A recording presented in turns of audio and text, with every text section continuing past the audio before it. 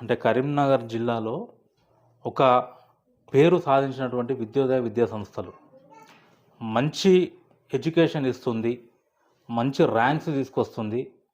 అంత మంచి education system, అంత మంచి ఎడ్యుకేషన్ సంస్థ ఉంది అని అనుకున్నప్పుడు మరి ఎందుకని చెప్పి రాజకీయాలను ఎన్నుకున్నారు? నేను రాజకీయం అనేది నా సొంతంగా ఎప్పుడు ఎన్నుకోలేదు. నేను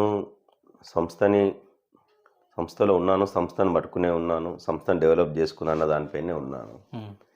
నేను ఏదో సంపాదన కోసమో, నా ఆస్తులు కాపాడడానికి కోసమో, లేకపోతే ఇంకా దేనికోసమో రాజకీయాల్లోకి రాలేదు.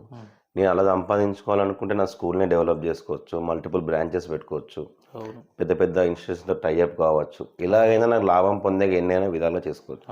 కానీ ఏ రోజు కూడా మనము సంపాదించుకోవాలన్న దాని మీద మా నాన్నగారు లేరు. ప్రతిదీ కూడా సేవ అనే భావంతోనే చేశాడు. అదే సేవా భావంతో నేను కూడా ముందుకు రావాలి.